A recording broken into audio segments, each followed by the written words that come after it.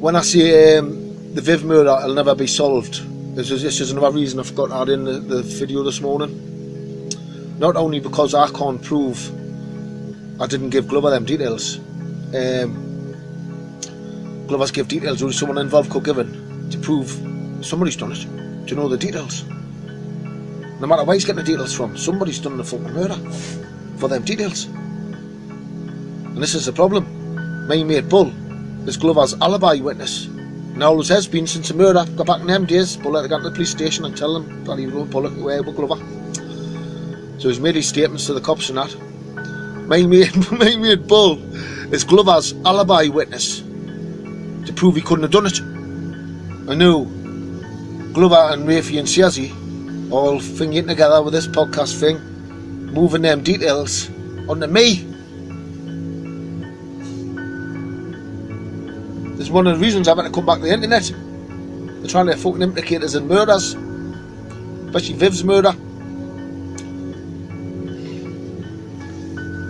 I'm going to tell Detector all the stories about Viv. Did I have any run-ins with Viv? Oh, well, I fucking loads of run-ins with Viv. Fucking loads. It was my fault he got shot. Truth be known, when you hear the stories. Oh, aye. I'll tell him how the fucking shares he's out the club. And he did. Not only heard the motive, one run away, Stephen, and the other one got fucking chinned. I even heard that the other one's got his jaw fractured.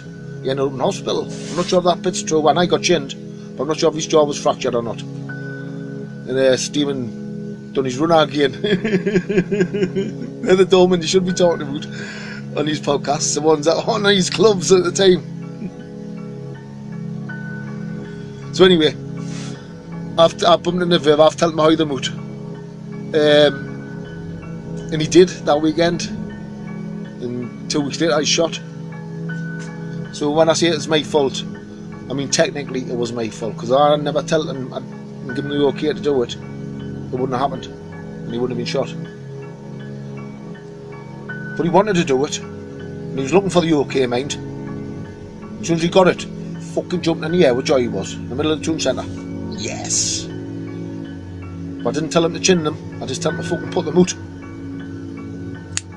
I wasn't happy with him at that time. I'd done a deal with him to deal with stopping us selling us smack and crack in our city. And they broke the fucking deal they had, and I'd found out that they broke the fucking deal before bumping into Viv.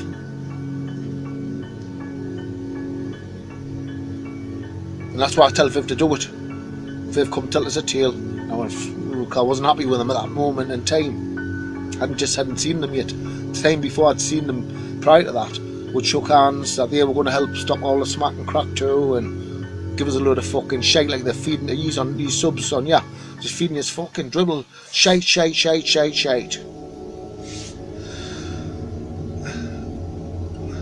So I wasn't happy because of that when I bumped into Viv. And that's why I tell Viv, fucking get the cunt out. And he did. He got shot for it. And then it all gets all complicated after that because of Glover and who's involved with the shootings and different things.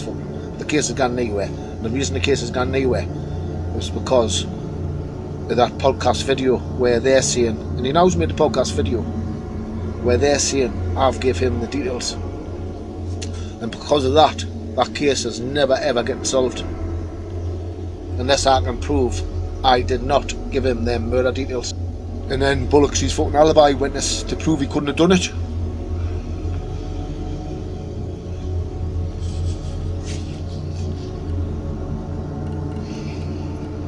Complicated, let me fucking tell you. From what I know, it's fucking far more complicated than even that. It's just loads of stuff I can't even talk about. And that's not the only murder here, mind. I keep telling you, there's loads of murders. But we're going to go and read it with Viv's murder, especially with the whodunit. Because that's why they're ducking and diving and dodging and not answering their thing. They know what's coming. And not one of them have come forward and said, yeah, we're up for that whodunit, mind. We are fucking innocent, man. We are blaming you because we honestly believe it was you who's committed these murders and Judy Noblin and whatever. We genuinely believe it was you. And we are here to defend ourselves. Because that's what I'd fucking do. Even if I was wrong. If I believed something and I'd been wrong, you'd find out then. But they're not even doing that, man. They're not even fucking doing that. But we'll hear the full story. They've been in with the fucking busies their whole fucking life. Not just them, their elders as well. Gone back fucking years. Brought the Craze twins to this town for one reason, to try and muscle in on the West End folk, which was me father and his firm and whatnot. And they got put straight back on the fucking train. And then Stevie Rafe makes the video about the incident with the Searsies who brought them. So you can imagine, time I've finished here and show you what he's done with me and what he's done with that book, what he's wrote for them, then you'll just be able to imagine what he's done with that DVD about the Craze coming to Newcastle too. The only thing he's established in it is that they did come. So I'm just telling you the bit of the family history between me and the Searsies. Guns right back to the Craze coming to the tune, and his family fetching him, my family fucking chasing him. Got put out the club, man. Straight out. Dennis Stafford, the Cockney convicted of the Angus Sibbett murder. Angus, my dad knew Angus. I can tell you that full tale, but I won't. I'm just going to remain stum on the Angus Sibbett murder until they're all dead.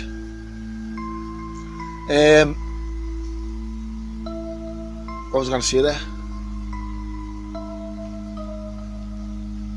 What was I going to say there? The Sibbett fucking murder, and I've lost fucking track. Dennis Stafford, who was convicted of the Sibbett murder, is on Newcastle on that DVD with Rafe. And he says his gaffer Lander got a phone call where he sent Dennis to go and pick the Craze up at my father's drinking den. He says, "Well, stand outside when he got there." He says Ronnie was livid.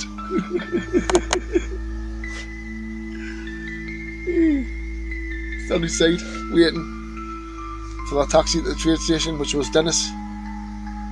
He says Ronnie was livid. Doesn't explain why, but he was livid. I can tell you why. Bobby Snowden had just put him out the fucking door, the full crew with him and Jackie Mulholland. But Dennis Stafford explains on that DVD that Ronnie was livid. He just said, he says, what could I do? He said, we just had to wait that move. He took him back to the train station and put him on the train back to London. So one of their own explains that part, Cockney, on that DVD. So I'm just telling you who put them at the door. My father's firm. Why? Because the Sears firm had brought them in, all from the one area. I'm just telling you a bit of my history. I've spoken to Detector because some of the people who were in some of Dad's firm were from Carlisle. One of them was called Foggy Dowell, and he used to come do with his boys and work with my dad and his boys, and used to go away and do all sorts of work. You know, my dad was in and out of jail all his life. So Foggy was one of his graphing partners, and Foggy Dowell was there on the day the Craze came in, drinking with my dad in the club, and all the rest of them. Only two of them got sent out to put the Craze out, but there was a crew of them in there, filming them, my dad's film. And Foggy Dowell from Carlisle was one of them, with a couple of people from Carlisle. And Decker and his father, Foggy Dowell, they knew him, but I don't know if he's still alive. I was dead now. I've got photos of him. I've got photos of my father. I've got them on the police. I've got photos of the police most wanted list from the 60s. I'll have to show you them. But Foggy Dowell's on them photos, and Decker knows them. And me and Decker spoke about doing a documentary ourselves, similar to about the one the day the Craze come to town, but we were going to get the true story. Spoke about it anyway, but I think it'll be a good show, especially for the people of Carlisle and people of the tune, people of Newcastle all now, people of the West End. Oh no, Craze got sent back to the train station. They'd come once or twice earlier before then. They went in the tune centre with the Searsies, in the tune centre, but not in the West End.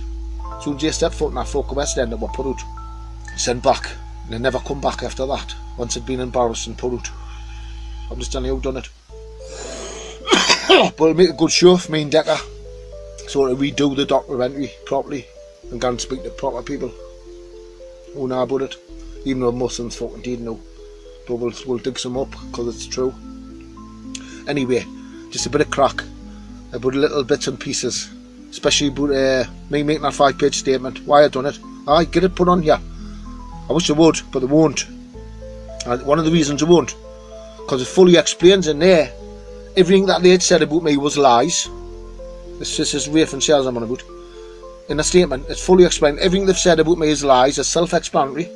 And at some point in his life, he's received a piece of spam which is unconnected to what they're doing and saying to us here. But they've got that on us. No, because they've got this statement.